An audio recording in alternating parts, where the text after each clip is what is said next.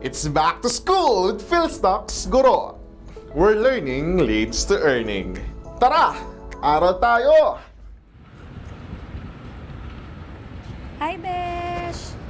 Hi, Besh! Kamusta? Okay naman ako, Besh. Ikaw, kamusta? Guess what? Nag-invest na ako sa stock market. Uy, congrats, Besh! Finally, I'm so happy for you. Dahil sa'yo yan, thank you, Besh, ha. Alam mo, excited na akong kumita through capital gains. Ngayon, alam ko na talaga kung ano yung capital gains. Uy, that's good. Alam mo ba, Besh, meron pang isang way kung paano kumita sa stock market. Talaga? Meron pa? Oo naman, Besh. Dividends. Dividends? Ano yun? A good day, guys! So once again, thank you very much sa lahat ng manonood. Thanks for the likes and the shares. Also, I want to thank Rochelle Enriquez. Thank you very much for your email. At the same time, thank you for Van Belen and for Maclee for your comments on YouTube. So last week, we talked about one of the ways in which we can earn the stock market, and that is through capital appreciation. This time, let's talk about dividends. Okay, so what are dividends? Ganito po yan. When a company earns profits, pag kumita ang isang kumpanya, its board of directors may decide to allot a portion of its profits to its stockholders. Now, ito yung tinatawag natin na dividends. Now, there are three kinds of dividends. You have the cash dividend, you have the stock dividend, and finally, you have the property dividend. Unahin na natin yung cash dividend. Ito yung pinakakilala. When you say cash dividend, kapag kasi company kumita or nag-earn ng profits, pwede siyang he can give a portion of that as money to its stockholders. Now, there's also what you call the stock dividend. In a stock dividend, for example, you have company XYZ.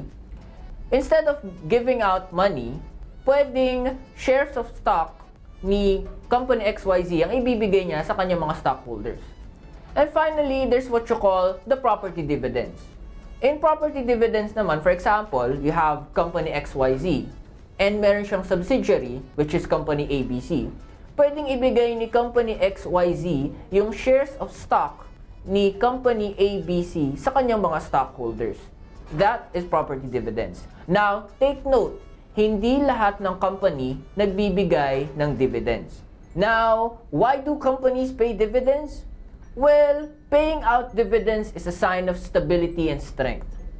Usually, pag mas matagal nang nakakapagbigay ng dividends ang isang company, ibig sabihin nito, mas stable or mas malakas na siya. Now, paano natin masusukat if how much have we already gained through the dividends that we have received?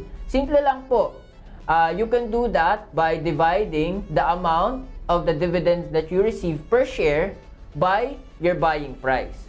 So that's what you call the dividend yield or the current yield. Just remember, dividend yield or current yield is equal to your dividend divided by your buying price. Okay, now if you want to enjoy dividends, meron kang mga araw na kailangang pakatandaan. And for us to better understand, let's look at an example. Ito, medyo bago pa lang po ito. This is URC, declaring dividends last February 28, 2019.